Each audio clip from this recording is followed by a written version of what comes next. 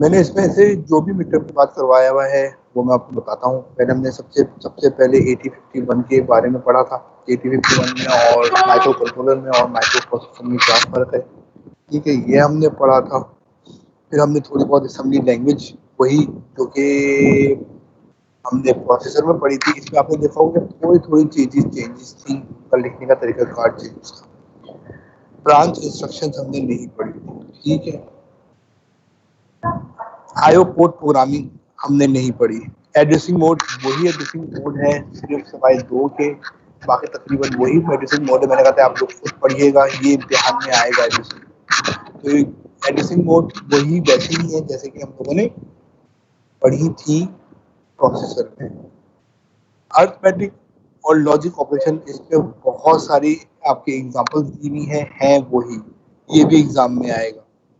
Programming in सी, हमारे पास time नहीं है कि हम प्रोग्रामिंग इन सी को टच करें, क्योंकि बहुत ज़्यादा लंबा, सी की बहुत ज़्यादा लंबी प्रोग्रामिंग हो जाएगी। क्योंकि आप लोगों को जाहिर सी बात है, आपको कल की बात याद नहीं रहती, तो मैं जावा और जो आप लोगों ने पढ़ी थी उससे क्या एक्सपेक्ट कर सकता हूँ कि आपको याद होगी।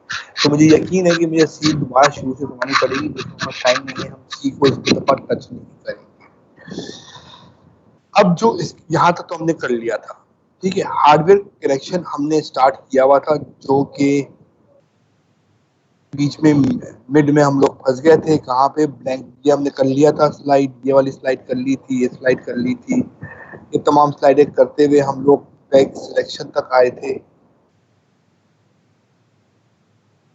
ये भी हमने कर लिया था, ठीक है।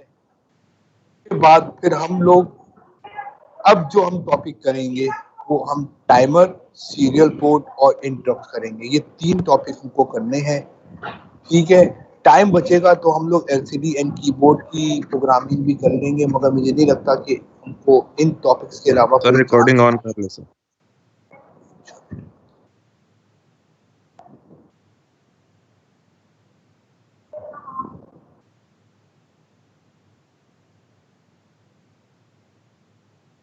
ठीक है। तो हमारे जो मेन 3 टॉपिक हैं वो टाइमर, सीरियल पोर्ट और इंटरप्ट प्रोग्रामिंग, ये 3 प्रोग्राम हम लोगों को करने हैं एंड तक। अच्छा, अब आप लोगों का काम ये है कि आप लोग जो मैंने टॉपिक बताए हैं, जो मैं करा चुका हूँ, उन स्लाइड्स के थ्रू आप देखें कि कोई सवाल पूछना है, ठीक है। हम तकरीबन शुरू के आधा घंटा लेते हैं कि आप लोग यहाँ तक मुझसे सवालात पूछ के तकरीबन रिवाइज करने का कोर्स कर लें, ताकि मुझे पता चल जाए कि आप लोगों ने क्या किए हैं। मैं आपको फिर बता दूं, इम्तिहान माइक्रो प्रोसेसर और माइक्रो कंट्रोलर में से दोनों में से आएगा। माइक्रो प्रोसेसर में जो मैंने पढ़ाया था मिड टर्म तक, वहां में से आएगा। इसके अलावा जो मैं मिड टर्म के बाद करा चुका हूँ, 8051 की इंट्रोडक्शन दे चुका हूँ और माइक्रो कंट्रोलर और माइक्रो प्रोसेसर में डिफरेंस बता चुका हूँ, असेंबली लैंग्वेज करवा चुका हूँ, आईओ पोर्ट की प्रोग्रामिंग करवा चुका हूँ, एड्रेसिंग मोड करवा चुका हूँ, अर्थमेटिक, लॉजिक और इंस्ट्रक्शंस ये आप देख लीजिएगा, ठीक है। और हार्डवेयर कनेक्शन जो कि हम लोग करा रहे थे, ये करा चुका हूँ। इन 5-6 टॉपिक जो मैंने नाम लिए हैं, इनमें से आप सवालात पूछ के जो कंफ्यूजन है गो थ्रू कर ले। 10 बच्चे एक सब्जेक्ट को देख लें, 10 बच्चे दूसरे चैप्टर को देख लें, 10 बच्चे तीसरे चैप्टर को देख लें। 3-4 चैप्टर जो मैंने आपको बताया उसको जल्दी से मुझे सवालात पूछ लें, ताकि मैं आगे की 3 टॉपिक, क्योंकि आगे की जो 3 टॉपिक हैं टोटली डिपेंड कर रहे हैं प्रीवियस वाले चैप्टर से। क्योंकि टाइमर कंट्रोलर में टाइमर लगा होता है, ये मैं आपको इंट्रोडक्शन में बता चुका था कि 2 टाइमर होते हैं 8051 की फैमिली में।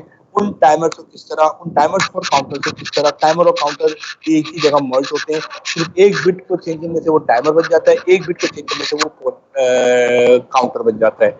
उसकी प्रोग्रामिंग कैसे करते हैं वो सीखनी है हमको।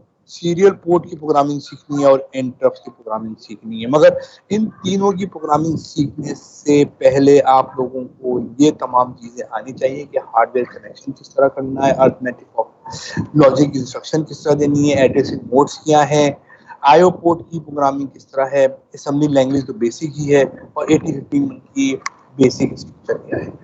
तो अगर ये चीजें समझ में नहीं आएंगी तो ये आगे के 3 टॉपिक आपको बिल्कुल समझ में नहीं आएंगे, क्योंकि जाहिर बात है उन्हीं पे डिपेंड कर रहा है।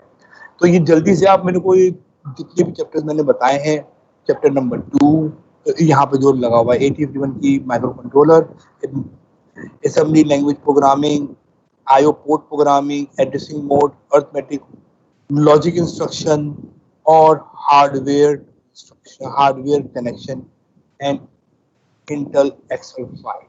ये 3 4 5 जो चैप्टर्स मैंने अभी दोबारा बार बार नाम ले रहा हूँ, इनको जरा जरा जल्दी से देख लीजिए, ठीक है। और हम बाकी जो है 3 टॉपिक उनको स्टार्ट कर देंगे in half an hour, in 10 to 15 minutes. चलिए जल्दी से देख लीजिए क्या करना है।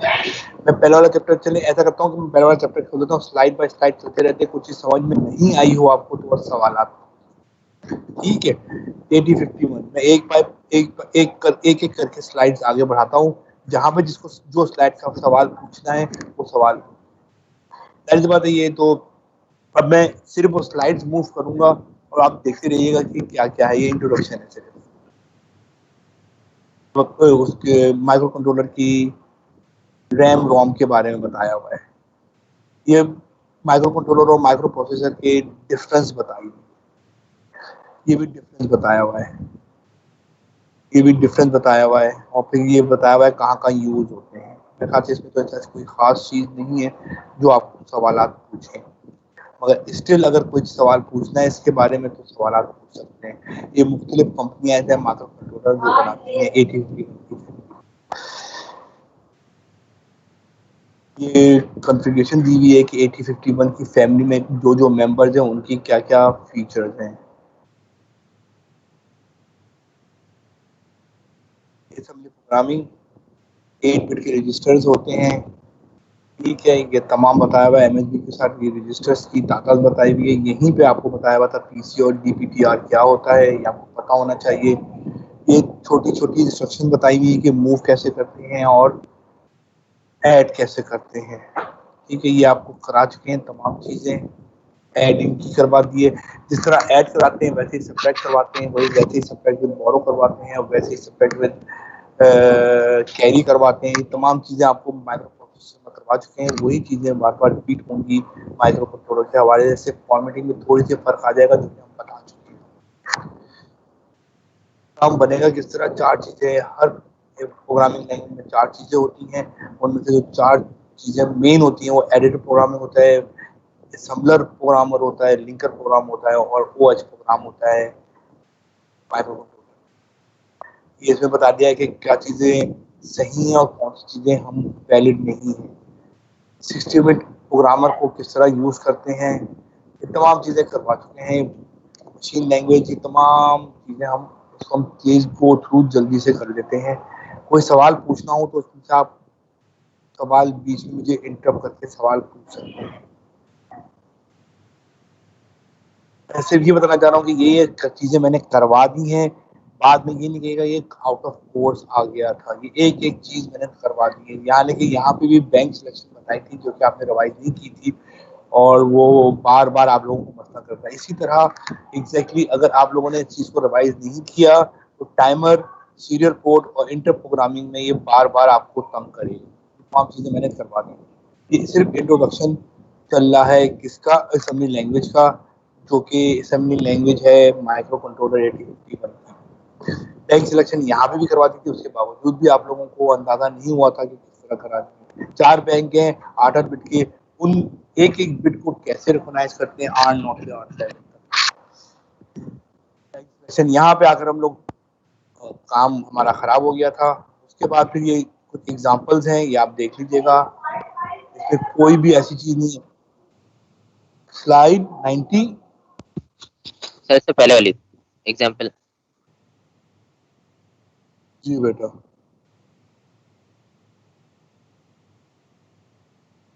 ये वाली,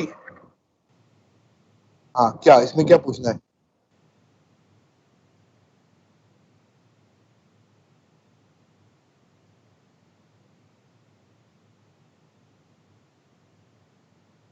क्या चीज बेटा, फिर से बोलिए।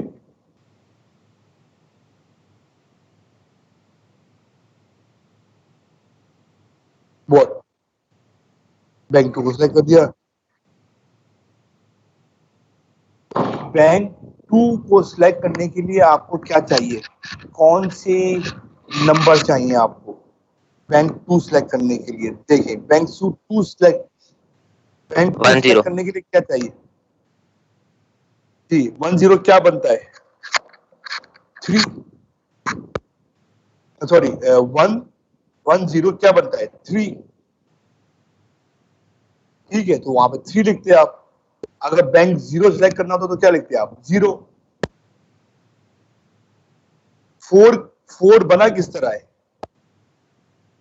बैंक 4 है क्या बेसिकली? बैंक 2 है क्या बेसिकली?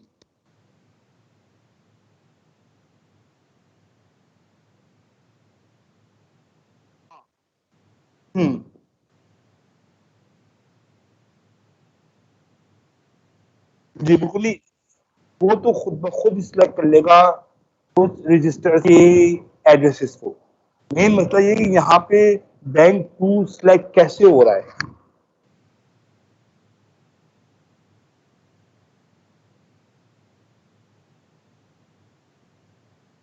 ये वाली लाइन समझ में आ गई आपको? सेट बी PWS 0.4 क्यों लिखा है बैंक सिलेक्ट करने के लिए?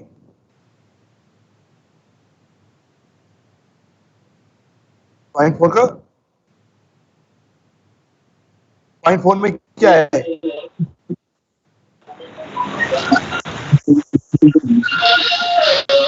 ठीक है, और अगर आपको 3 सिलेक्ट करना है तो क्या लिखेंगे? दोनों को 1 देना पड़ेगा। PSW 0.4 को भी सेट करना पड़ेगा, PSW 0.3 को भी सेट करना पड़ेगा। बात समझ में आई? यहाँ पे क्या लिखा हुआ है? Set bit, SET set bit, B for bit, set bit PSW 0.4। तो 0.4 की बिट को सेट करने का मतलब है 1। अभी हमने सिर्फ एक को सेट किया है, बैंक कौन सा सिलेक्ट हो गया? बैंक 2 सिलेक्ट हो गया। बैंक 3 को सिलेक्ट करने के लिए PSW 0.4 और PSW 0.3 दोनों को सेट करना पड़ेगा। ठीक है, और अगर मुझे बैंक 1 सिलेक्ट करना है तो सिर्फ और सिर्फ मुझे क्या करना पड़ेगा? PSW 0.3 को सेट करना पड़ेगा। मगर अगर मुझे बैंक 0 सिलेक्ट करना है तो मुझे दोनों को क्लियर करना पड़ेगा, मुझे बताना पड़ेगा दोनों क्लियर हैं। मतलब अगर गार्बेज में 1 आया होगा तो वो वाला बैंक सेट हो जाएगा, तो मुझे दोनों को क्लियर करना पड़ेगा। अच्छा, यहाँ पे इन्होंने थोड़ी डंडी मारी हुई है, इन्होंने सिर्फ 0.3 को सेट कर दिया है। अगर फर्ज करें पिछले वाले प्रोग्राम में मैंने बैंक 1 सिलेक्ट किया हुआ हो, 1 सिलेक्ट किया हुआ होता तो PSW 0.3 भी सेट हुआ था, जो कि मैंने क्लियर नहीं करवाया है। तो ये 0.4 सेट करने के बाद मेरा बैंक 3 सेट हो जाता। तो एक अच्छी प्रैक्टिस ये है, आप दोनों बिट्स को क्लियर और सेट डिफाइन करें तो एग्जैक्टली बैंक सिलेक्ट हो जाएगा जो आपकी विश होती है। बात समझ में आई आपकी? इससे भी हो तो जाएगा, मगर अगर PSW 0.3 में कोई गार्बेज पड़ा हुआ है 1 के तौर पे सेट हुआ तो पहले किसी प्रोग्राम पे, तो कौन सा बैंक सेलेक्ट होगा? दोनों को सेट कर दिया है तो बैंक 3 सेलेक्ट हो जाएगा खुद ब खुद ही। ठीक है ना? तो अच्छी प्रैक्टिस ये है, अगर आप बिल्कुल डिफाइन है कि मुझे कौन सा बैंक सेलेक्ट करना है, तो अच्छी प्रैक्टिस ये है कि उसको क्लियर या सेट या दोनों क्लियर, दोनों बिट्स को डिफाइन करें कि ये है, तो एक जो गार्बेज आया हुआ होगा वो रिमूव हो जाएगा और जो आपने इंस्ट्रक्शन दी हुई है उस लिहाज से बैंक सेलेक्ट हो जाएगा। कंफ्यूजन दूर हो गई बेटा आपकी? सर अगर बैंक जीरो को सिलेक्ट करना हो तो फिर PSW 0.4 और PSW 0.3 दोनों को लिखना पड़ेगा? नहीं, मेरे एक अच्छी प्रैक्टिस है कि कोई भी बैंक सिलेक्ट करते वक्त आप दोनों बिट को उस लिहाज से क्लियर और सेट लिखें जिस लिहाज से आपको बैंक सेलेक्ट करना है। यहाँ पे उन्होंने PSW 0.4 को सेट कर दिया है और आगे लिखा है कि बैंक 2 सिलेक्ट हो गया है। अंडर ऑब्जर्वेशन के 0.3 क्लियर होगा, उनकी एक्सपेक्टेशन से 0.3 क्लियर होगा। अगर मैं बोल रहा हूं अगर नहीं हो, वो सेट हुआ हो पहले से, तो क्या होगा? ठीक है, तो एक अच्छा प्रोग्रामर हर चीज को लेकर चलता है। तो यहाँ पे आप मैं कह रहा हूँ एक अच्छा प्रोग्रामर के लिहाज से बनते हुए जब भी कोई बैंक सेलेक्ट करें तो दोनों पिन को उसके लिहाज से क्लियर या सेट करें। क्लियर हो गई मेरी बात? Yes sir. जी समझ आ गई। अच्छा, जो बच्चा पूछ रहा था कि बैंक जीरो को सिलेक्ट करने के लिए क्या करना पड़ेगा, एक अच्छे प्रोग्रामर बनने के लिए मैं कह रहा हूँ दोनों बिट्स को आप क्लियर करें। ये आप जरूरी नहीं समझे कि वो ऑलरेडी जीरो होंगे। यस, माइक्रो प्रोसेसर जब ऑन के बाद ऑफ के बाद ऑन होता है तो वो तमाम रजिस्टर्स को जीरो कर देता है। ये भी हमने पढ़ा था कि by default bank zero select हुआ होता है। मैं इन तमाम चीजों को मानते हुए भी ये बोल रहा हूँ कि जब आप बैंक सेलेक्ट करें तो दोनों बिट को डिफाइन करें, वो डिफाइन करें जो कि आप बैंक चाहते हैं। क्लियर हो गई आपको मेरी बात? यस सर, थैंक यू सबको हो गई क्लियर? ठीक है, चले आगे चलते हैं। ओके, ये रैम एम की बताई दी है। स्टैक पॉइंटर एग्जैक्टली वैसे ही काम करता है जैसे प्रोसेसर करता है।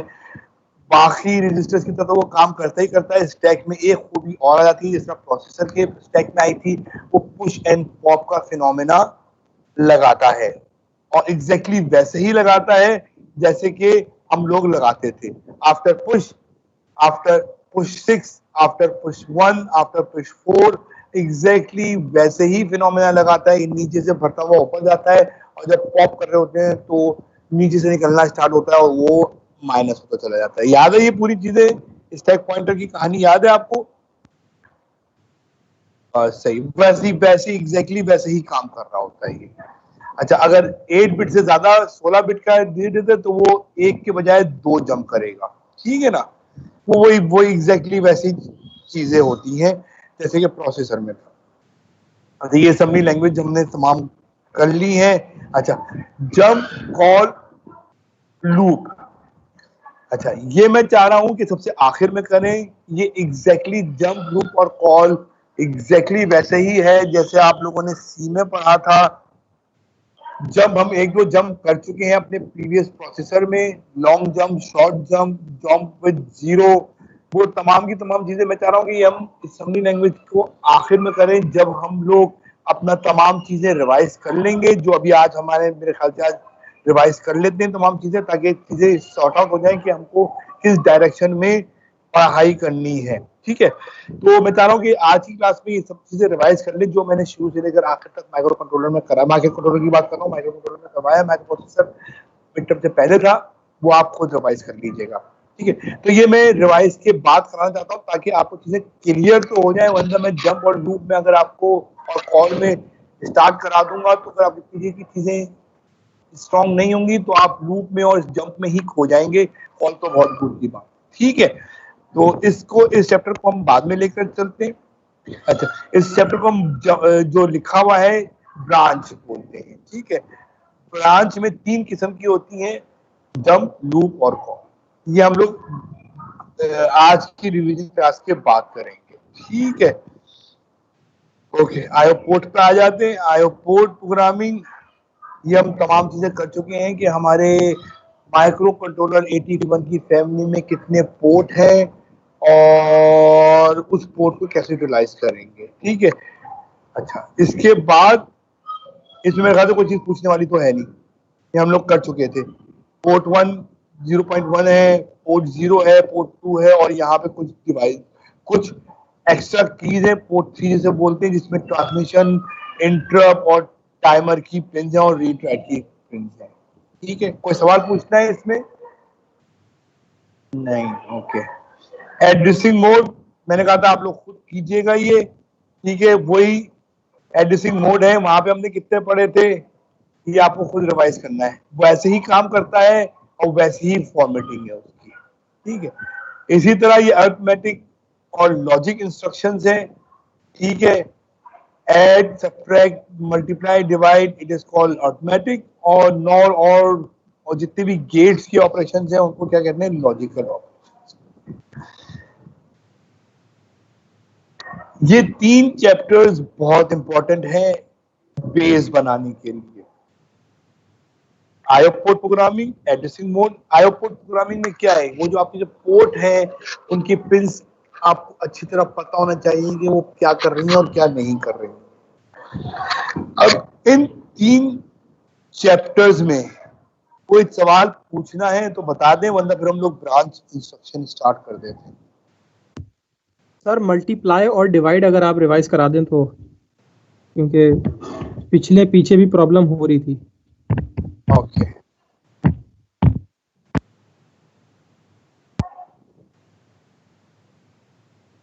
ऐड सही है, सब्ट्रैक्ट सही है, सब्ट्रैक्ट विद बोरो और ऐड विद कैरी सब सही है। सवाल आप कह रहे हैं सिर्फ आप मल्टीप्लिकेशन और डिवीजन करवा दें।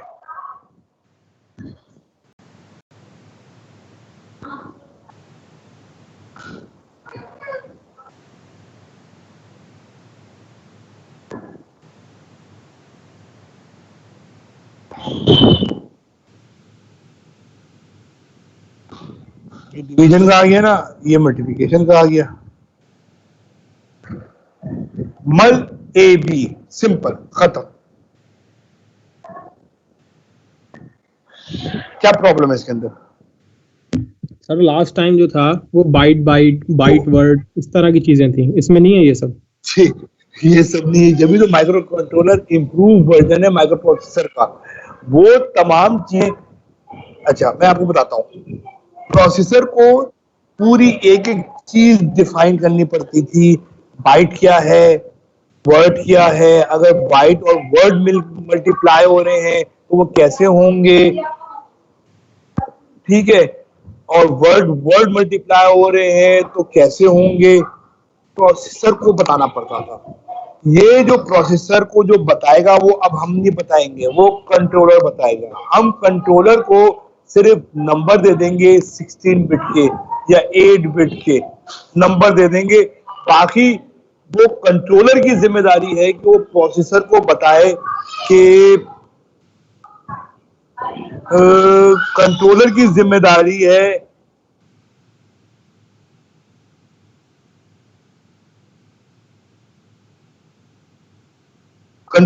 जिम्मेदारी है कि वो बताए कि वर्ड टू वर्ड हो रहा है या वर्ड टू बाइट हो रहा है, ठीक है। ये देखिए example the, multiplication byte to byte, A B higher byte होगा लोअर बाइट होगा, 16 बिट का नंबर बन गया, ए बी मल्टीप्लाई हो जाएंगे। बात समझ में आ गई? अच्छा, इसमें आसानी ये भी है, अगर 16 बिट से ज्यादा नंबर हो और 16 बिट से 8 बिट से ज्यादा नंबर आएगा तो हायर बिट कहाँ पे आएंगे, बी में, लोअर बाइट कहाँ आएंगे, ए में। आपको कोई डिफाइन करने की जरूरत नहीं, आपको सिर्फ नंबर देने, मल ए बी। स्पीकर ऑन हुआ है, राय मेहरबानी अगर वो, हाँ बंद कर दिया, चले।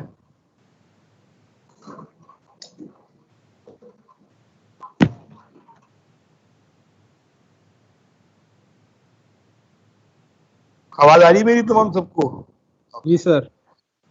ठीक है, समझ में आ गया, कोई मुश्किल काम नहीं है। आगे चलते हैं इसी को। अब वो डिवीजन का क्या है, डिवाइड ए बी, एग्जैक्टली वैसे ही है। अच्छा, ये इतना आसान हो क्यों गया है, ये इतना आसान हो क्यों गया है? क्योंकि प्रोसेसर को बतानी पड़ती थी तमाम चीजें कि हम क्या दे रहे हैं और किस तरह दे रहे हैं, ठीक है, लो बाइट में दे रहे हैं, हायर बाइट में दे रहे हैं। अब ये तमाम की तमाम जिम्मेदारी किसने ले ली है? आप एक कंट्रोलर ने, आपको सिर्फ नंबर देना है बस, ठीक है। आपको याद है सी में या जावा में हम अगर नंबर्स को डिफाइन कर देते थे कि ये बाइट में है या डबल बाइट में है या वर्ड में है या स्ट्रिंग में है, तो क्या हमको प्रोग्राम के दौरान बताना पड़ता था कि यार ये डबल वर्ड है या बाइट है या बिट है, को बताना पड़ता था? नहीं, वो खुद ही खुद गैस करता था और उस लिहाज से आपको रिजल्ट दे देता था। एग्जैक्टली इसी तरह कंट्रोलर की, माइक्रो कंट्रोलर की खूबी यही है कि वो खुद ये तमाम चीजें अरेंज करेगा, आपको सिर्फ और सिर्फ 8 बिट के या 16 बिट के नंबर देने पड़ेंगे, दैट्स इट।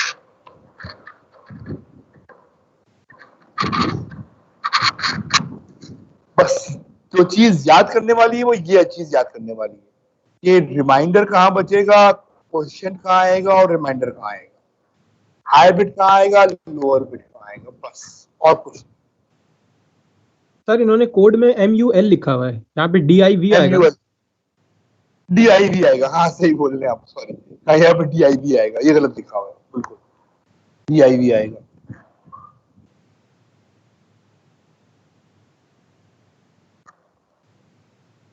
जिन्होंने स्लाइड बनाई है वो जज्बात में आकर उन्हें MUL लिख दिया, ये DIV आएगा। ठीक है बेटा, ओके सर। और ये छोटी सी एग्जांपल भी दे दी है DIV की, नंबर डाल के, और ये इन्होंने डिवाइड करवा दी। ओके, अच्छी एग्जांपल दी हुई है कि इन्होंने कन्वर्ट करना है बाइनरी को हेक्सा में, तो वो डिवीजन बाय 10 और वो डिवाइड करता करता आपको आंसर भी दे दे। ठीक है, अच्छा मेरे ख्याल से आप लोग साइन नंबर पे ना आइएगा, अनसाइन नंबर तक हम एग्जाम में पूछेंगे, क्योंकि ये साइन नंबर जो है वो थोड़े से डिफिकल्ट हो जाते हैं, क्योंकि इनमें माइनस का साइन या प्लस का साइन आ जाता है, और उसको हैंडल करना हमारे पास, एक्चुअली हमारे पास इतना टाइम नहीं है, क्योंकि आप लोग माशाल्लाह अच्छे ज़हीन बच्चे हो, तो हमारे पास इतना टाइम नहीं है कि इसकी आप लोग प्रैक्टिस कर पाओगे। तो अगर आप लोग फिर भी बजिद हैं कि साइन नंबर को भी लेकर चलें, तो हम लोग मैं करवा देता हूँ, मुझे कोई एतराज़ नहीं है।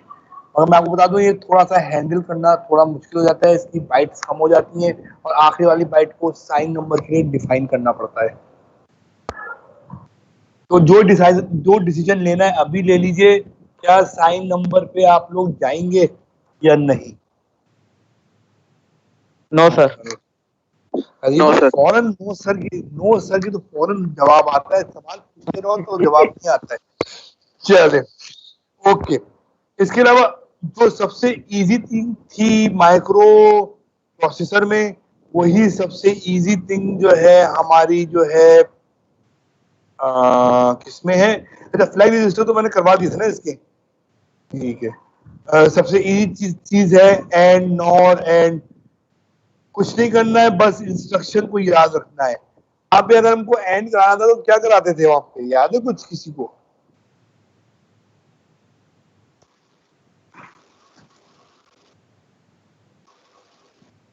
मल्टीप्लाई करा सकते हो। है वहां पे सर बाइनरी प्रोसेसर के असेंबली लैंग्वेज में अगर मुझे एंड करवाना था, तो मैं क्या असेंबली लैंग्वेज में क्या साइन डालता था या क्या लिखता था कि वो एंड कर देता था?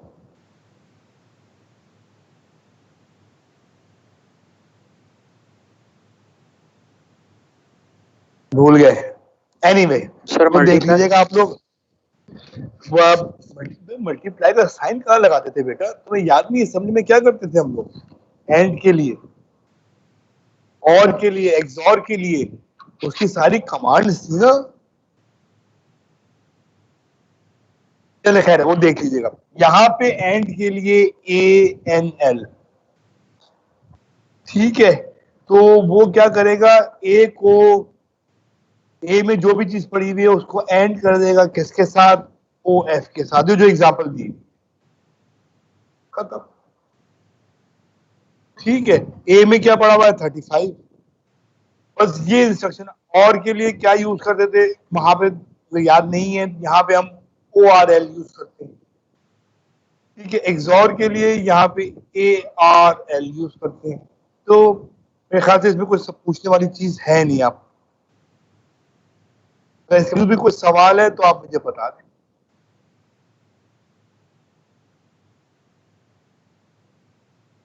तमाम के तमाम वो वाली ऑपरेशंस हैं।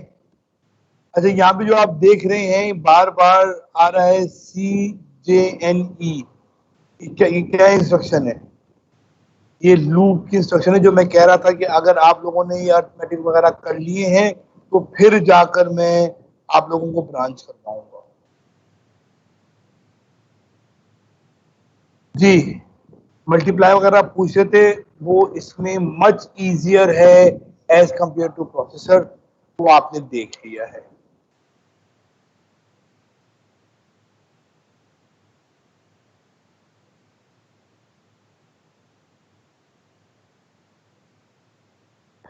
और किसी स्लाइड्स को देखना है या अपनी ब्रांच स्टार्ट कर दें हम लोग?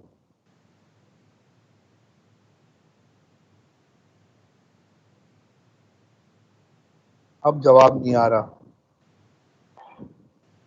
मेरे ख्याल से आज हम लोग ये ब्रांच स्टार्ट करते हैं। इतना मुश्किल नहीं है ब्रांच, बस आपके पास स्ट्रॉन्ग पॉइंट होना चाहिए कि आपको असेंबली लैंग्वेज जो मैंने करवाई है वो समझ में आनी चाहिए। आपको एड्रेसिंग मोड जो कि प्रोसेसर के थे वो समझ में आने चाहिए।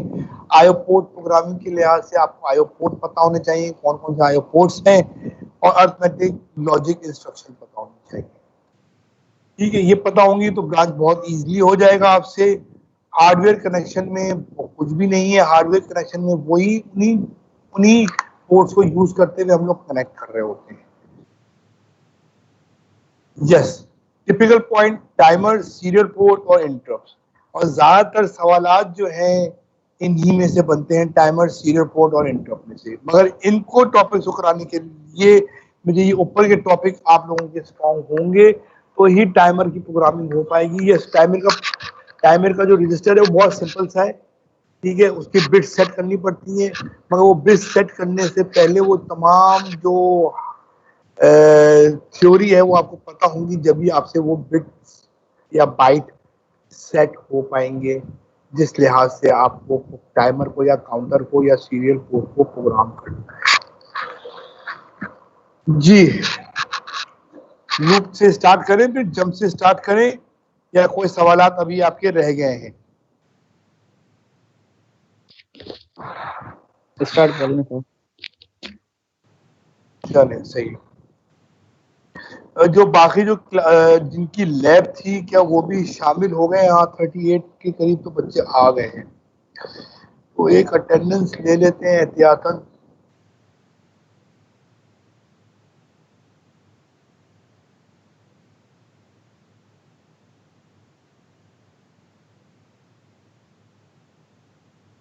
अच्छा जी, एक मिनट।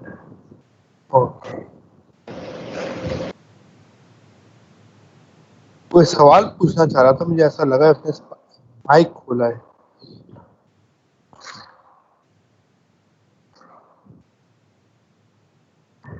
अच्छा चले, खैर है।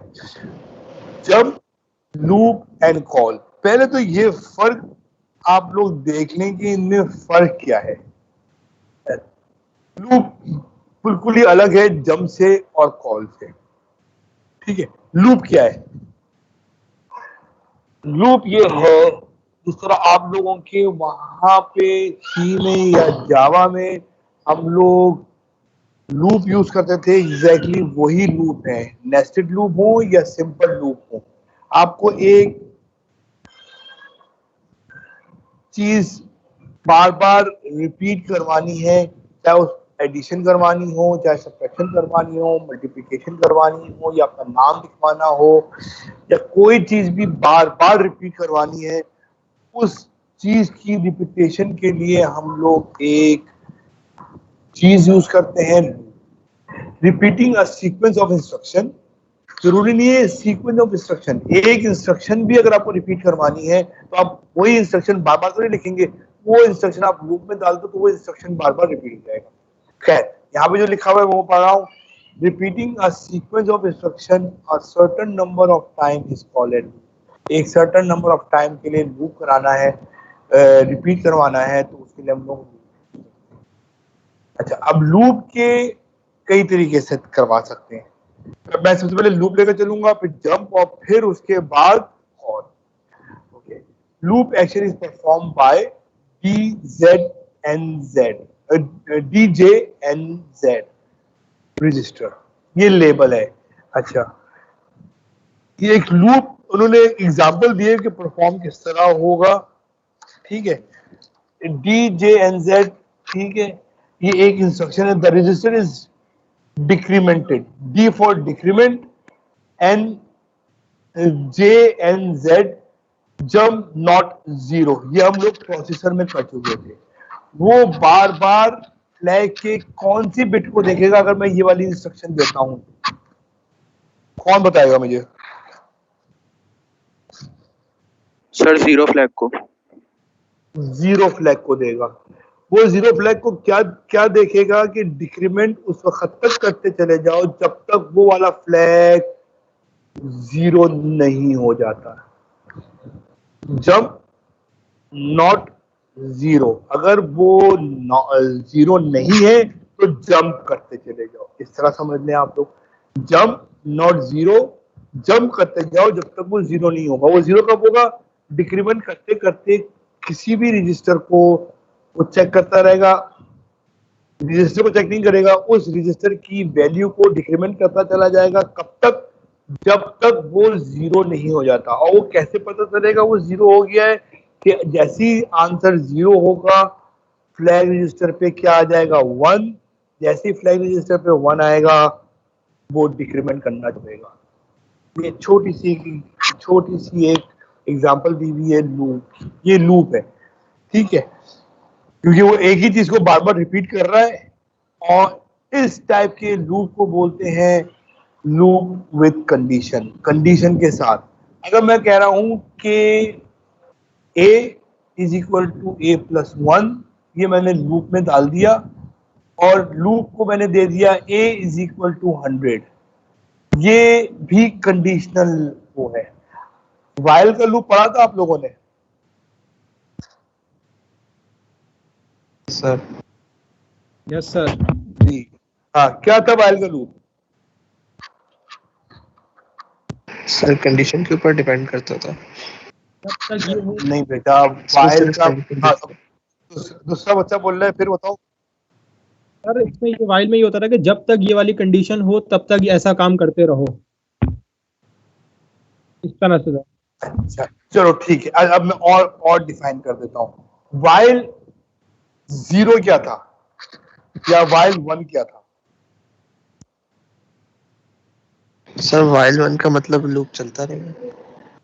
लूप चलता रहेगा, उसको क्या बोल देते हैं? Infinity loop. वो without any condition while 1 it is a unconditional loop जो कि चलता रहेगा। आपको उसको इंटरप्ट करना पड़ेगा फिजिकली, ठीक है। मगर ज्यादातर लूप जो होते हैं वो कौन से होते हैं? कंडीशनल लूप होते हैं। आप कंडीशन देते हो तो वो उस लिहाज तक चलता है, उसके बाद वो क्या होता है? बंद हो जाता है सर्टेन टाइम तक, ठीक है। मगर जाहिर सी बात है वाइल 1 मैंने आपको एग्जांपल दी थी, वो अनकंडीशनल लूप है जो कि चलता ही चला जाता है जब तक आप उसको फिजिकली ब्रेक ना करो। याद आ रहा है? कुछ याद नहीं आ रहा है? Yes sir. अच्छा, ये प्रोग्राम लिखा हुआ है थोड़ा सा, ठीक है। अब प्रोग्राम समझना सबसे इजी काम होता है, प्रोग्राम को रिप्रोड्यूस करना सबसे मुश्किल काम होता है। आप इस प्रोग्राम को देखोगे तो ये तो बहुत इजी प्रोग्राम है, ये इसमें मैं सिर्फ एक चीज चेंज कर दूंगा, आप समझ पकड़ के बैठ जाओगे। तो प्रोग्राम को समझने की जरूरत नहीं है, ठीक है। प्रोग्राम के फॉर्मेट को देखें, कर क्या रहा है, ठीक है। सबसे पहले इंस्ट्रक्शन में क्या हुआ? ए में 0 मूव करवा दिया, लिखा हुआ है क्लियर करवा दिया है, सही बोल रहा है।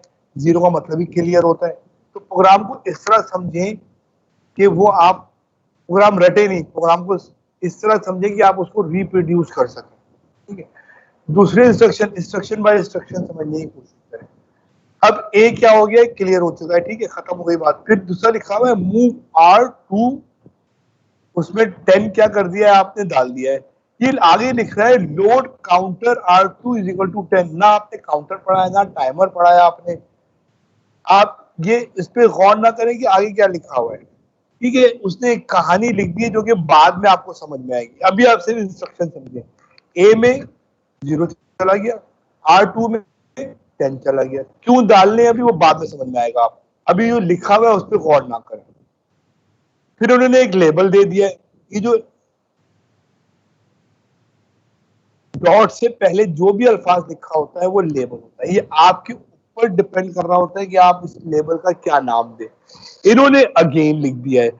मजीदी की ज्यादातर बुक में जो कि प्रोग्रामिंग की किताब है उसने लेबल अगेन से रिप्रेजेंट किया है। ठीक है, अच्छा अगेन से उसका मकसद ये है कि ये चीज बार बार चलेगी, तो उसने अगेन का नाम दे दिया है। उसने बहुत सारे अलग अलग नाम भी दिए हैं, ठीक है, मगर वो नाम उन्होंने उस तरह दिए हैं कि वो लूप कर क्या रहा है, मल्टीप्लाई कर रहा है, टेबल चला रहा है, नाम लिख रहा है, इंट्रोडक्शन दे रहा है, तो इस तरह की लेबल उसने दिए हैं।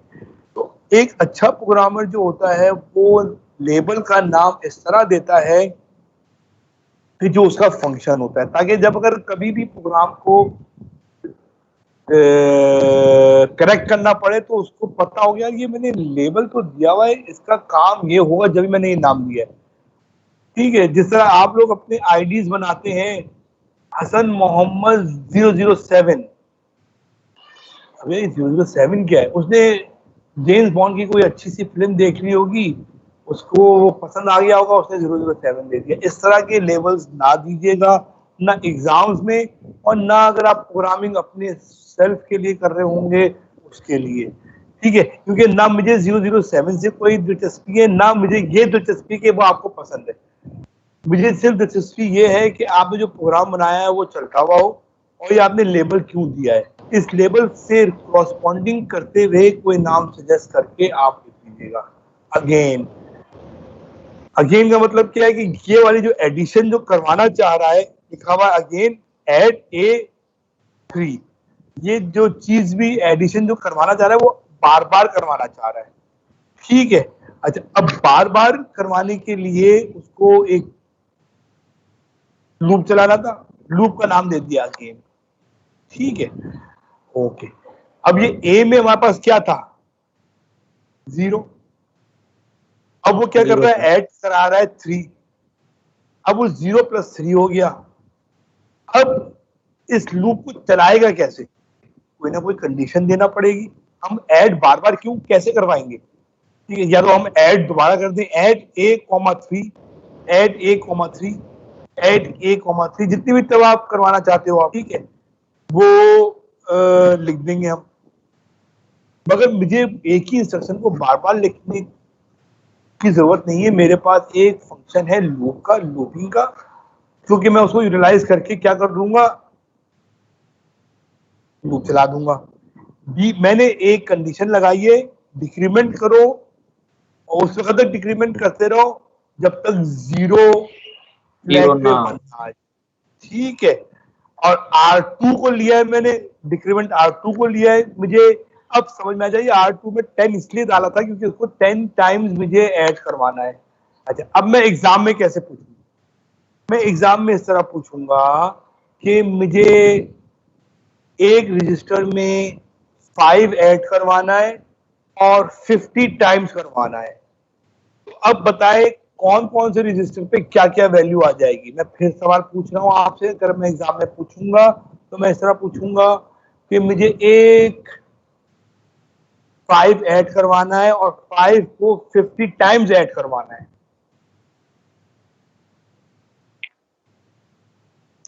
और ए में 5 हो जाएगा, ए में 0 रहेगा, जहां पे 3 लिखा हुआ है वहां पे 5 आ जाएगा। ठीक है, चलो वेरी गुड, मुझे खुशी हुई कि तुम लोगों ने थोड़ा इंटरेस्ट डेवलप कर दिया विदाउट एनी प्रैक्टिस। ये डिफिकल्ट काम होता है प्रोग्रामिंग में कि आपके पास लैपटॉप या कंप्यूटर ना हो और आप प्रोग्रामिंग सीख रहे हो। ये बुक एग्जैक्टली इसी तरह है कि आप कमरे की सफाई करने जा रहे हो बगैर झाड़न लिए। तो it is difficult task, I know that, but you have to do it. हमारे पास कोई चांस नहीं है, कोई चारा नहीं है कि हम बगैर प्रैक्टिस के प्रोग्रामिंग समझने की कोशिश करें। आई रियलाइज दैट्स व्हाई आई। हाँ बोलो बेटा। सर R2 की जगह कोई और वेरिएबल ले सकते हैं? बिल्कुल, R2 के हाँ बिल्कुल ले सकते हैं। हमारे पास कितने रजिस्टर थे, R0 से लेकर 7 तक, तो उन तमाम रजिस्टर्स में से कोई सा भी रजिस्टर ले सकते हो, बिल्कुल ले सकते हो। ये वेरिएबल नहीं है, again it is a resistor R2। और कितने रजिस्टर है, R0 से R7 तक 8 रजिस्टर्स हैं। ऊपर लिखा हुआ भी है काउंट कैन बी 0 R0 से R7 और इन रैम लोकेशन, और कोई रैम लोकेशन भी ले सकते हो, एड्रेस डाल दो, बिल्कुल। ओके, तो अपने आप को बहुत पेचीदा ना बनाओ। रैम लोकेशन बहुत बड़ी होती है, क्या एड्रेस डालोगे, मैं डिफाइन करूंगा कि इस एड्रेस में काउंटर डालो तो जब तुमको जाना पड़ेगा, अदरवाइज तुम इतनी डिफिकल्ट पोजीशन में क्यों लाना चाहते हो अपने आप को कि R8 डाल दो। फिर तुमको R8 को डिफाइन करना पड़ेगा, R8 की लोकेशन क्या है, रैम लोकेशन क्या है, ठीक है। तो यस, मगर तुम डायरेक्टली इन 8 रजिस्टर्स को यूज कर सकते हो, R0 से R7 तक। माइक्रो कंट्रोलर को पता है अगर R0 से R7 तक कोई भी वेरिएबल आएगा उसका लोकेशन क्या है, तुम्हें लोकेशन की फिक्र करने की जरूरत नहीं। सर ये एक ही लेबल को प्रोग्राम में एक से ज्यादा कर सकते हैं? बिल्कुल, अगर आप बिल्कुल बुक कर सकते हो, बिल्कुल कर सकते हो। तो इस प्रोग्राम को पता कैसे चलेगा कि मैंने 2 जगह अगेन दिया हुआ है, तो कौन से वाले अगेन पे जाना है? भाई देखो, जब भी कोई प्रोग्रामिंग स्टार्ट कर रहे होते हो वो स्टेप बाय स्टेप चल रहा होता है। पहला वाला ये अगेन आया, ठीक है, इस अगेन से चलना स्टार्ट हो गया, जैसे ही इस लूप से बाहर निकलेगा वो यहाँ पे आ जाएगा, यहाँ के बाद नीचे वाले स्टेप पे आ जाएगा, स्टेप पे आ जाएगा, यहाँ पे फिर अगेन आएगा, इसको अगेन के बाद वो दोबारा इस वाले अगेन पे आ जाएगा और अगेन को यहाँ पे चलाना स्टार्ट कर देगा, और फिर जैसे ही खत्म होगा तो फिर दोबारा यहाँ से बाहर आ जाएगा। ठीक तो है ये चाह रहे हो ना, तुम ये नहीं कर सकते कि यहाँ पे एक और लेबल दे दो अगेन का, फिर ये क्या हो जाएगा, लॉजिकल एरर। एक और लेबल इस नाम का नहीं चीज है, एक ही प्रोग्राम के अंदर। यहाँ पे, हाँ, ये वाला अगेन अब डिफाइन हो गया है। अब कभी भी कहीं भी अगेन आएगा वो उठ के यहीं पे आएगा और ये वाली इंस्ट्रक्शन चलाना स्टार्ट कर देगा। तुम यहाँ पे दूसरा लेबल अगेन नहीं दे सकते। अगर तुम ये चाह रहे हो तो मैं तुमको डिफाइन कर दूं कि यहाँ पे एक ही दफा नाम आएगा एक लेबल का। यस, इस अगेन को कई दफा यूज कर सकते हो अपने मुख्तलिफ प्रोग्राम्स में। सर एंड का डायरेक्टिव, जी बेटा। सर एंड का डायरेक्टिव, बेटा एक मिनट, जो पहले उस वाले से पूछते हैं जिसने कहा था कि अगेन को हम बार बार यूज कर सकते हैं, उसको समझ में आ गई, क्लियर हो गई तुमको बेटा? जी सर, मुझे क्लियर हो गया। क्लियर हो गया, वेरी गुड। हाँ, अब बताएं बेटा, आपका एंड का डेरिवेटिव क्या बेटा क्या पूछे थे? सर डायरेक्टिव, एंड का डायरेक्टिव पूछ रहा हूँ सर। एंड में अगर दे दें तो लूप पे कोई इफेक्ट तो नहीं होगा? जैसे एंड से प्रोग्राम एंड हो जाता है ना, उसके बाद का असेंबलर, तो लूप पे सर कोई इफेक्ट तो नहीं पड़ेगा? नहीं, अगर तुम कह रहे हो कि यहाँ पे नीचे सर बिल्कुल, यहाँ programme and move R5, A के बाद अगर एंड की इंस्ट्रक्शन हमने एंड दे दिया, बस खत्म, यस सर, दी एंड हो गया। इसको कंपाइल कर देगा, उसके बाद आप कुछ भी लिखते रहोगे प्रोग्राम नहीं चलेगा। ओके सर, ठीक है। ठीक है, उसके बाद अगर तुमने कोई दूसरा अगेन भी दे दिया और अगेन की इंस्ट्रक्शन चेंज भी कर दी, वो चलेगा ही नहीं, क्योंकि एंड के बाद दैट मींस कि यहां तक प्रोग्राम है, उसके बाद प्रोग्राम नहीं है। ओके सर, यही पूछा था सर। लाजमी है या?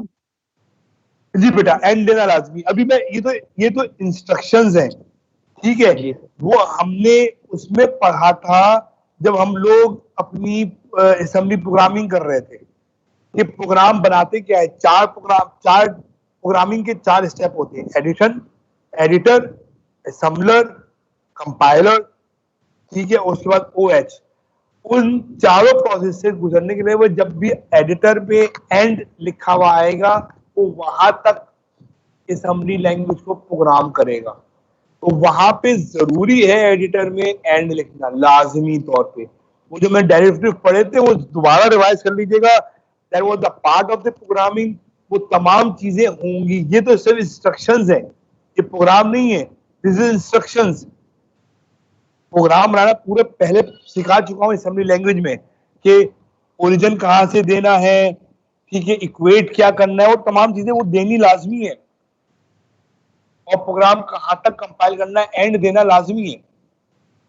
ओके, ठीक है बेटा, ये तो सिर्फ इंस्ट्रक्शंस है कि मेन चीज तो इन इंस्ट्रक्शंस का खेल होता है ना। ऊपर के लवाजमात और नीचे के लवाजमात तो वो तो हर कोई लिख सकता है, जैसे एंड लिख दिया, ओरिजिन लिख दिया और इक्वेट लिख दिया और नंबर्स को डिफाइन कर दिया, ठीक है ना। ओके, एग्जाम्पल पर ये नेस्टेड लूप है। जो पहला वाला था वो सिर्फ एक लूप था। नेस्टेड लूप में क्या होता है, लूप के अंदर लूप होता है। If we want to repeat an action more than 256 का मतलब क्यों 256 का नंबर ही क्यों लिया है? रेंज ही थी 255 की रेंज होती है क्योंकि सर क्योंकि 8 बिट, क्योंकि 8 बिट रजिस्टर्स होते हैं और 8 बिट 8051 में 8 बिट रजिस्टर्स होते हैं और 8 बिट रजिस्टर में मैक्सिमम वैल्यू कितनी आ सकती है 256। अगर एक लूप मुझे 256 से ज्यादा चलाना है तो मैं नेस्टेड लूप का फिनोमेना यूज करूंगा। We use a loop inside a loop which is called nested loop. We use multiply register to hold the count, ठीक है। अब उन्होंने छोटी सी एक इंस्ट्रक्शन से एक एग्जांपल दे दी है इंस्ट्रक्शन। अच्छा, एग्जाम में मैं भी ये पूछ सकता हूं कि complete write a complete program, complete program लिखा होगा, इसका मतलब है कि आपको उसके लिए आवाजमात देने पड़ेंगे। और अगर मैं लिखूंगा राइट अ प्रोग्राम और write instructions to a load a accumulator with the value of this and the complement of ACC 700 times, उसी कॉम्प्लीमेंट ले लो 700 टाइम। तो आपको सिर्फ इंस्ट्रक्शन लिखनी पड़ेगी, उसके अलावा बात नहीं लिखने पड़ेगा। जिस बच्चे ने भी पूछा था कि एंड लिखना जरूरी है, यस, वो जब आप प्रोग्राम बना रहे हो और उसको कंपाइल कर रहे हो और उसको माइक्रो प्रोसेसर में बर्न करने हो, मगर एग्जाम के पॉइंट ऑफ व्यू में आपको सवाल को समझना पड़ेगा। अगर मैं लिखूं कंप्लीट प्रोग्राम तो आपको पूरा कंप्लीट प्रोग्राम लिखना पड़ेगा। अगर मैं लिखूंगा कि राइट इंस्ट्रक्शन ब्ला ब्ला ब्ला ब्ला, तो उसे आप इंस्ट्रक्शन लिखेंगे जो इसने लिखे हैं। क्या किया है, बोल रहा है कि लोड कर दो 55, हमने लोड कर दिया 55। जो जैसे जैसे बोल रहा है वैसे वैसे करते चले जाओ, ठीक है। एंड कॉम्प्लीमेंट लो 700 टाइम्स। 700 टाइम बनाने के लिए R3 पे पहले 10 और फिर 70 या फिर 70 और 10 जैसा भी मुनासिब समझे। कि आपकी प्रोग्रामिंग स्किल्स के ऊपर है कि आप 700 टाइम्स कैसे बना रहे हैं, मगर वो लूप के अंदर लूप होगा। एक लूप हमने दे दिया नेक्स्ट का जो कि 770 टाइम्स चलेगा। ये 70 टाइम्स कितनी टाइम्स चलेगा, 10 टाइम्स, तो 700 टाइम्स चल पड़ेगा। और उसके अंदर क्या चल रहा होगा बताया हुआ है कि हमको कहा गया ये कॉम्प्लीमेंट लेना है। कॉम्प्लीमेंट की जो है कमांड क्या है, CPL है, और वो ए का कॉम्प्लीमेंट लेता चला जाएगा। और R3 पहले R2 को डिक्रीमेंट करता रहा है, फिर वो R3 को डिक्रीमेंट करेगा, वो इस तरह 700 टाइम्स चल पड़ जाएगा। कोई सवाल? सिंपल है बहुत। जी बेटा। No sir. सर नेक्स्ट का जो वो है लेबर, वो उसमें थोड़ी सी कंफ्यूजन हो रही है। नेक्स्ट जो है वो पहले लूप के बाद चलेगा, पहले अगेन चलेगा। पहले देखिए स्टेप बाय स्टेप। R3 पे 70 चला गया, R2 पे सॉरी R3 पे 10 चला गया, R2 पे 70 चला गया। अब ये नेक्स्ट के लूप में आ गया है, ठीक है। फिर नेक्स्ट के लूप से फौरन ही जो है अगेन के लूप में आ गया है। अगेन के लूप में क्या है, CPL कॉम्प्लीमेंट ले लिया। ए में क्या है अभी 55, उसका वो क्या करेगा, कॉम्प्लीमेंट कर देगा। कॉम्प्लीमेंट होता है क्या है सर, 1 को 0 और 0 को 1 कर। हाँ, कॉम्प्लीमेंट जो 1 को 0, 0 को 1 कर देगा।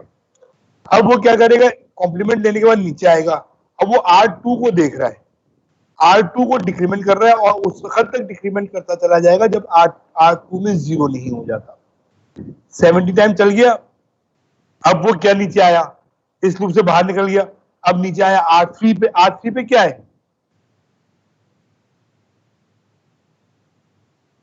R3 पे क्या है, 10 पे 0 है नहीं, वो नेक्स्ट पे जाएगा। नेक्स्ट क्या है 70। अब वो 9 करने के बाद, हाँ 9 करने के बाद R3 को 9 करने के बाद क्या करेगा, 70 पे जाएगा। 70 70 पे 70 पे जाएगा, मतलब नेक्स्ट पे जाएगा, R3 R2 पे क्या गया 70, फिर वो नीचे अगेन पे आएगा, कॉम्प्लीमेंट करेगा और वो 70 टाइम चलाता रहेगा। 70 टाइम चल चुका है, अब वो मजीद 70 टाइम चलेगा, यानी कि 140 टाइम चल चुका है। अब वो नीचे आ जाएगा नेक्स्ट पे अब वो 8 कर देगा, 0 तो नहीं हुआ ना, अब वो R2 पे आ जाएगा और फिर 170 टाइम चलेगा। इसी तरह 70 टाइम्स जो है वो 10 टाइम चलेंगे, तो 700 टाइम्स हो गए। कंफ्यूजन दूर हुई बेटा? यस सर, लेकिन एक और सवाल है, इफ यू डोंट माइंड। जी बेटा, हाँ बिल्कुल। सर रजिस्टर जो हमने यूज किए लूप्स में, उसमें हमने वैल्यूज डेसिमल दिए, अगर हम हेक्सा डेसिमल देते हैं उसमें तो उससे भी काम करेंगे? उससे भी काम करेगा, मगर आपको जिस तरह ये आपने यहाँ पे 55 हेक्सा में डाला है, तो यहाँ पे आपको H लिखना पड़ेगा, बिल्कुल काम करेगा। ठीक है सर, थैंक यू। कंट्रोलर थोड़ा एडवांस वर्जन है, मगर जैसी चीजें एडवांस होती चली जाती है उनकी चीजें थोड़ी खामियां पैदा होती चली जाती है। यहाँ पे हैश डालने का मतलब है कि ये डेसिमल में और डायरेक्ट नंबर डाला है, यहाँ पे भी हैश है, डायरेक्ट नंबर डालने मगर हेक्सा में डालने। ठीक है, तो यहाँ पे डिफाइन करना पड़ेगा कि किस नंबर सिस्टम का आप नंबर डलवाना चाह रहे हो डायरेक्टली। अगर कुछ नहीं लिखा हुआ दैट मीन डेसिमल, H लिखा हुआ है हेक्सा, T लिखा हुआ है बाइनरी, वो डिपेंड करता है कि कौन सा नंबर आप चाह रहे हो कि वो। तो एक साथ दो 3 चीज चल रही होती है। हैश का मतलब डायरेक्ट नंबर कौन से सिस्टम का है वो आपको डिफाइन करना पड़ता है। डेसिमल के लिए आपको डिफाइन नहीं करना पड़ता, सिर्फ डेसिमल के लिए कंट्रोलर में, जबकि प्रोसेसर में हेक्सा के लिए डिफाइन नहीं करना पड़ता था, बाकी नंबर्स के लिए आपको डिफाइन करना पड़ता है। तो ये थोड़ी चेंजेस हैं प्रोसेसर में और कंट्रोलर में। ये बात समझ में आ गई बेटा? Yes sir. Yes sir. ठीक है बेटा, आगे चलते हैं। ये एक और दी हुई है कंडीशनल जंप। ठीक है, jump if only if a certain condition in met. अच्छा, कंडीशनल के लिए भी 2 तरीके का है। आपने कंडीशन देनी, कंडीशन फुलफिल नहीं होती, वो चलता चला जाता है। एक कंडीशन लूप, अच्छा ये जंप आ गया है, लूप खत्म हो चुका है, ये जंप आ गया है। जंप में और लूप में बहुत फर्क है। लूप तो लूपिंग कर रहा होता है, चाहे वो नेस्टिंग लूप कर रहा हो चाहे वो सिंपल लूप कर रहा हो। जंप क्या कर रहा होता है कि एक पर्टिकुलर इंस्ट्रक्शंस को छोड़कर दूसरे इंस्ट्रक्शंस पे काम करना स्टार्ट कर दो, अगर जंप कंडीशन मैच कर जाए तो।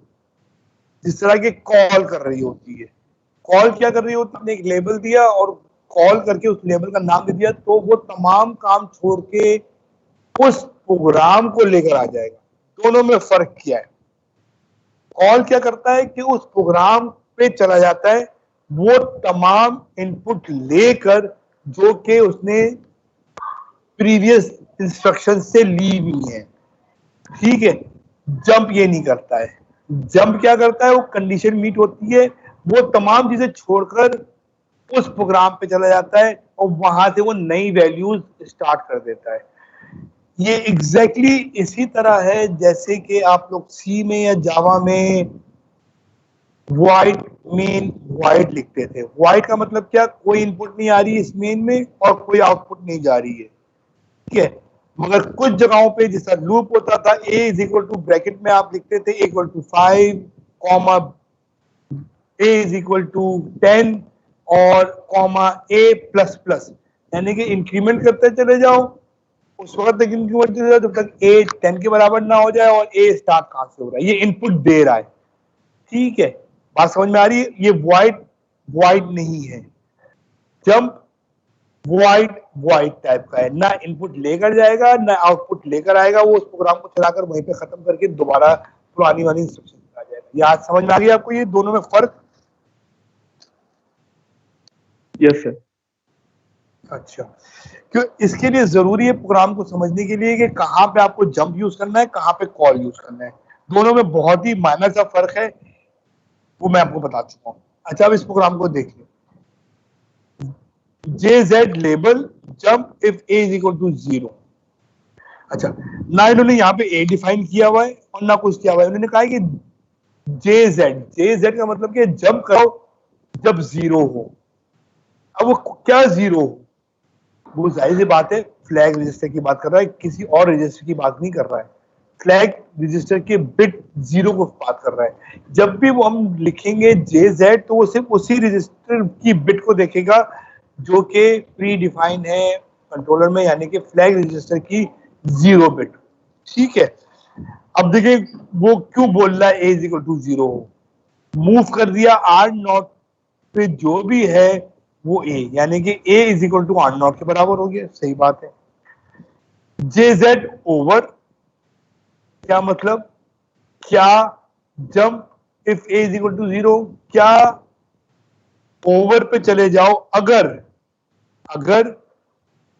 A 0 के बराबर है तो A की 0 के बराबर कब होगा? जब R0 0 के बराबर होगा। अभी तो पता ही नहीं है हमको कि R0 पे क्या है क्या नहीं है, तो इसलिए हमने कंडीशनल लूप दे दिया है कि जैसे ही A 0 होगा तो क्या करेगा?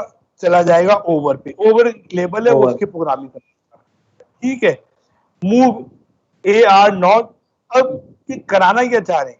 ये कराना चाह रहे हैं कि R0 से लेकर R1 तक के रजिस्टर्स को चेक करना चाह रहा है कि उन रजिस्टर पे जब भी 0 आएगा तो ये लूप छोड़ के बाहर आ जाए। बात समझ में आई?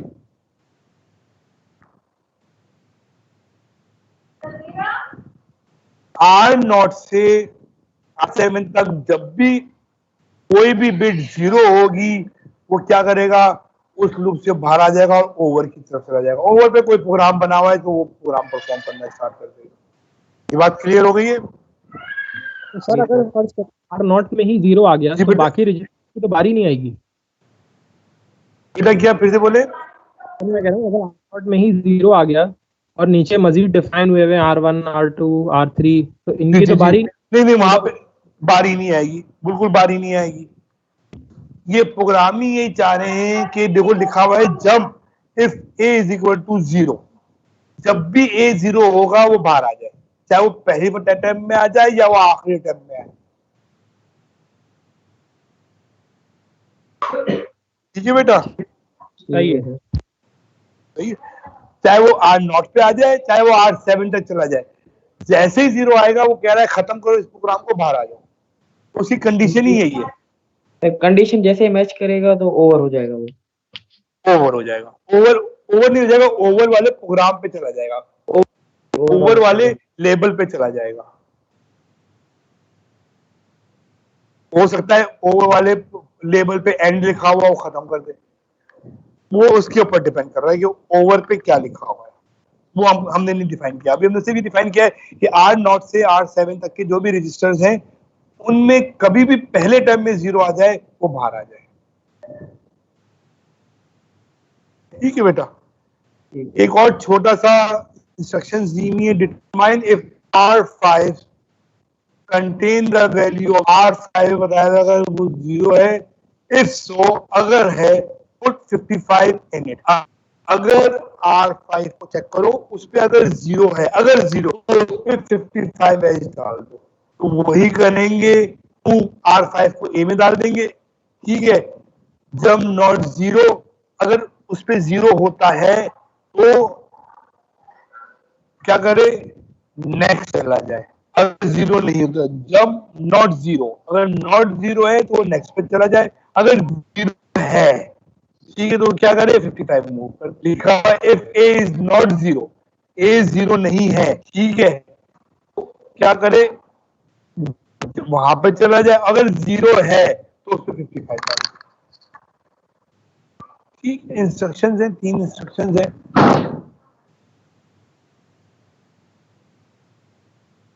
ओके,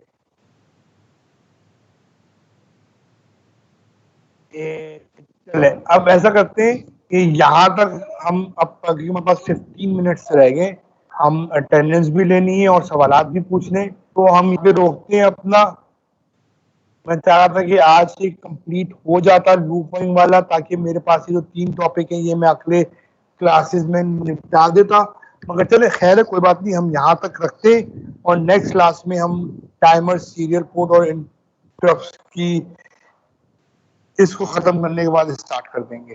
सबसे पहले टाइमर कराऊंगा, फिर सीरियल पोर्ट करवाऊंगा, फिर इंटरप्ट्स करवाऊंगा। ठीक है, आज की क्लास यहीं तक रखते हैं और सवालात का पहले अटेंडेंस ले लेते हैं और उसके बाद सवालात का सिलसिला स्टार्ट कर देते हैं। ठीक है, ओके। अहमद,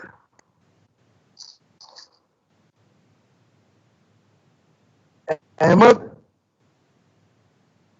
अरे सब रिकॉर्डिंग हो रही है। Roll number 9 Ahmad. अली, अली, आकिब,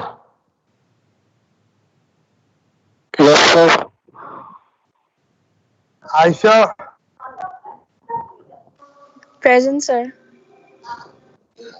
चांद, present sir. Fakhre Alam, present sir.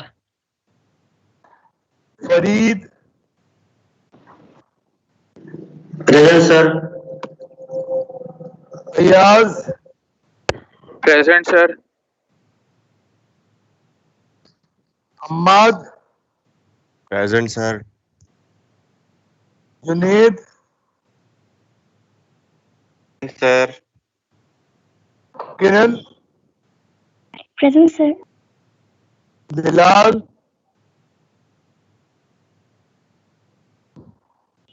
Bilal, Adil,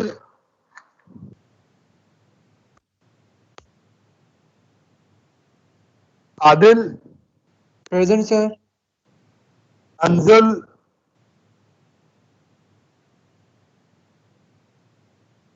अंजल,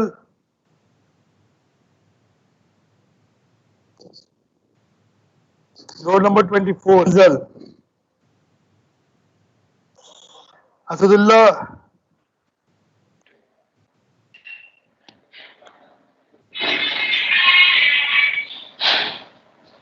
असदुल्ला, मैं तो असदुल्ला की बात कर रहा हूँ बेटा।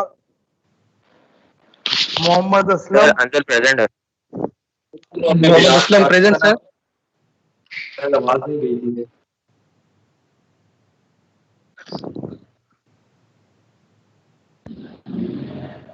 Faizan, sir Mohammad Aslam present.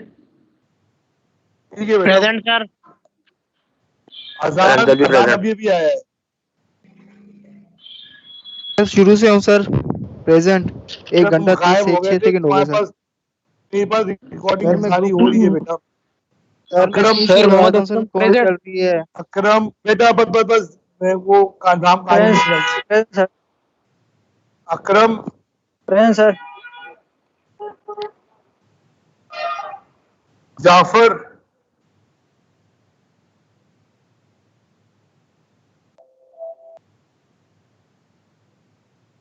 Jahanzeb, present sir. Najam, present sir. Saad, present sir. Saif, present sir. Jahazeb, sorry Shahzeb, हाँ शाहजेब सही है। Tayyab, Umar, present sir. कैसर का वो सही हुआ नहीं हुआ? एक 2 कैसर हो गए भाई। जी एक कैसर जी हसन जी है। जी जी sir. Present sir.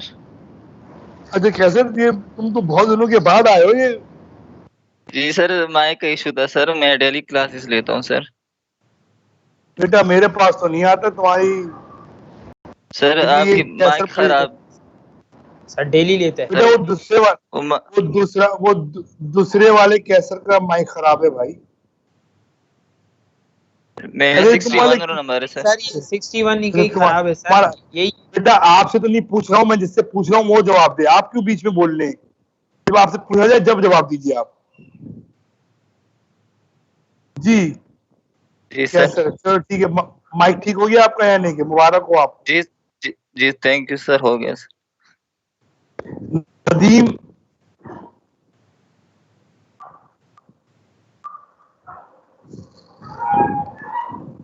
Role number 40 Qasim Nadeem.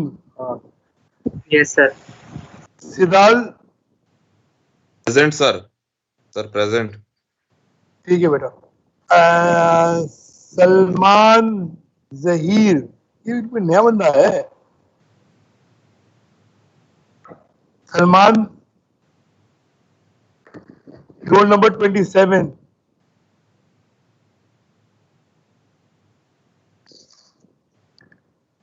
नहीं, अच्छा गायब है। सरमद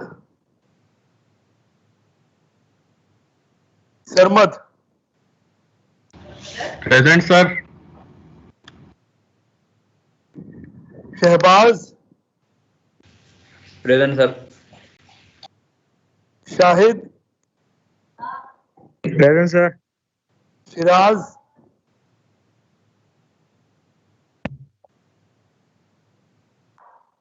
शुजा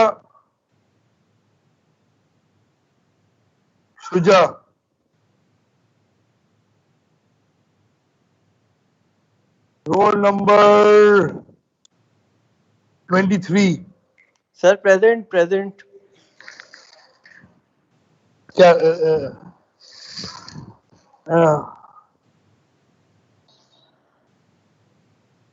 सर आवाज आ गई? ये जी बेटा आ गई। Brother present sir. Hasan Ehsan present sir. Shahzaman present sir. Saqib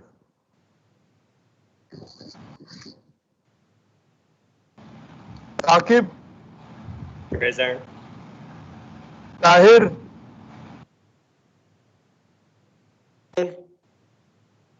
Umar present sir.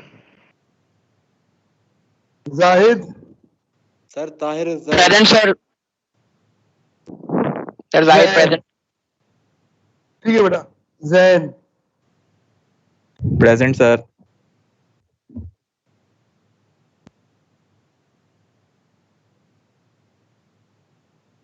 अच्छा, कोई सवाल पूछना है आज के लेक्चर के बारे में? अगर नहीं पूछना है तो फिर अल्लाह हाफिज। अगर पूछना है तो सवालात की सिलसिला स्टार्ट कर दें। मेरी अटेंडेंस नहीं हुई sir, mic sir late on हुआ है सर। बेटा अब तो क्लास खत्म ही हो गई है, अब तो फायदा नहीं कोई। सर अभी आपने नाम तो बेटा सवालात पूछो, अटेंडेंस के मुतालिक ना पूछो, जो सवालात है वो पूछो। सर सवाल ये है कि एक उमर ने ये सवाल किया था आपसे कि एच लगा देंगे तो वो हेक्सा में हो जाएगा। तो हेक्सा में तो रेंज बड़ी होती है, तो हमें जरूरी तो नहीं है ना कि नेस्टेड लूप लगाएं। नहीं फिर से बोलो बेटा। और एक लड़के ने सवाल किया था कि हम एच लगाएंगे तो हेक्सा में भी इस्तेमाल कर सकते हैं डेसिमल के अलावा। तो हेक्सा में तो रेंज बड़ी होती है, तो अगर हमें 700 दफा चलाना है तो हम तो फिर वो बगैर नेस्टेड लूप के भी कर सकते हैं। नहीं बेटा, हेक्सा का तो बड़ा होता है, मगर आपका रजिस्टर तो 8 बिट का है ना। आपका रजिस्टर है वो 8 बिट का है, चाहे वो तुम डेसिमल में 255 बोल दो या हेक्सा में एफ बोल दो, ठीक है, या बाइनरी में 11111111 बोल दो, तो वो वैल्यूज तो सेम ही रहेंगी। 8 बिट में हेक्सा में मैक्सिमम वैल्यू कितनी डाल सकते हो तुम? बिल्कुल 8 बिट में इतनी डल सकती है 255, 0 से 255 बस ना, 255 डाल सकती ना। वही चीज बोल रहा है, अगर मुझे 255 से ज्यादा चलाना है तो मैं क्या करूंगा? तो फिर हमको नेस्टेड लूप लेना पड़ेगा, ठीक है। वो नंबर पे डिपेंड नहीं कर रहा है, वो रजिस्टर पे डिपेंड कर रहा है। रजिस्टर का साइज कितना है, वो 8 बिट का है। चाहे वो तुम हेक्सा में ले लो, ऑक्टा में ले लो, डेसिमल में ले लो, बाइनरी में ले लो, वो तो 255 से नहीं बढ़ेगा ना ज्यादा। सही, ठीक है। जिस तरह फर्ज करो तुम्हारे घर में 4 रूम है, 4 फैमिलियाज हैं, 3 बड़े भाई, 1 तुम। ठीक है। अगर कोई और तुम्हारे यहाँ मेहमान आता है, कोई कजन रहने के लिए आता है, तुमको उसको गेस्ट रूम खोलना ही पड़ेगा। अदरवाइज तुम चारों में से जिसकी शादी नहीं होगी, तुमको उसके साथ अकोमोडेट करना पड़ेगा। मगर रूम तो बढ़ा नहीं सकते ना तुम, रूम तो वही रहेगा। ठीक है। तो 255 तब किसी भी लिहाज से बोलो, किसी भी नंबर सिस्टम के लिहाज से बोलोगे तो वो 255 से ज्यादा नहीं ला सकते। अगर उससे ज्यादा लूप चलाना है तो मुझे नेस्टेड लूप यूज करना पड़ेगा। सही है सर। सर एक चीज और बता सर, वो आपकी पूछे अटेंडेंस के वक्त जी बेटा कीजिएगा, आपकी आवाज आई नहीं थी अटेंडेंस के टाइम। नहीं, अटेंडेंस के मुतालिक ना पूछिए, आप सवालात पूछिए। सर आप चेक कर लें, मेरा रोल नंबर आपके। जी बेटा, आप मैंने बोला ना कि अटेंडेंस के मुतालिक ना पूछे, कोई और सवाल तो तैयब जी बोलने आपका हैंड रेज हुआ है। तैयब को असदुल्लाह का।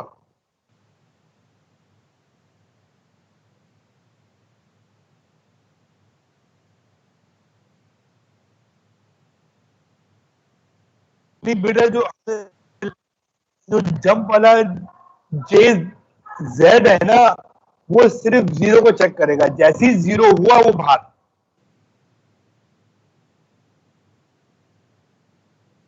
अच्छा, और कोई सवाल?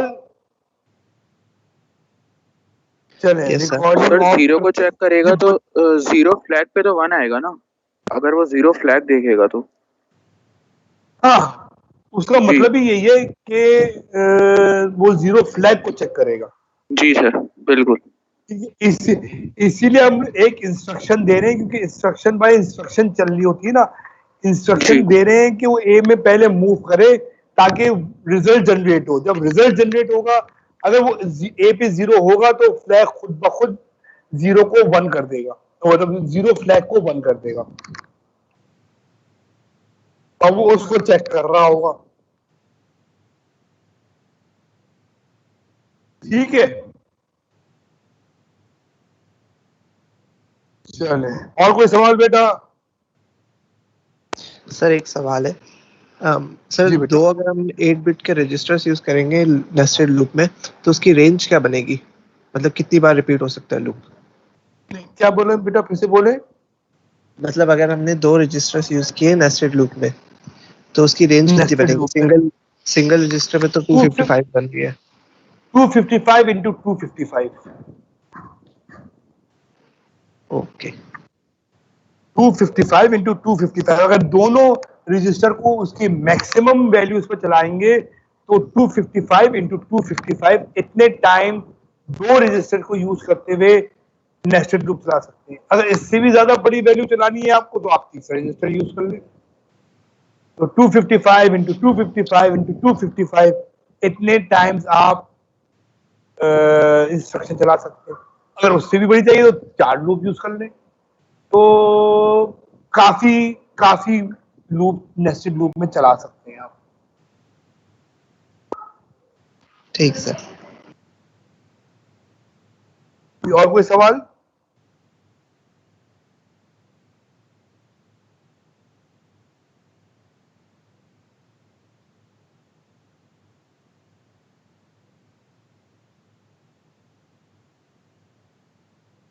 चलिए रिकॉर्डिंग करते हैं फिर।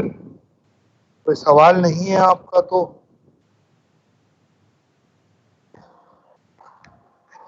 ओके। अच्छा, अब जिसको अटेंडेंस का मसला है वो पूछ ले भाई। मैं चाह रहा था कि ये जो है रिकॉर्डिंग बंद हो जाए तो फिर आपके अटेंडेंस के मसले हल करूं, क्योंकि जो होना था वो रिकॉर्डेड हो चुका है। जी अब बताइए किसके साथ प्रॉब्लम चल रही थी? आप रिकॉर्डिंग भी मेरे साथ एक वक्त में एक पहले नाम और रोल नंबर बताए और फिर जी सर सर अजान सर मैं सर 1 घंटे से ऊपर हो गया सर क्लास में, आप बोल रहे रिकॉर्डिंग में मैं शो नहीं हो रहा था। बेटा वो मैं अटेंडेंस में देख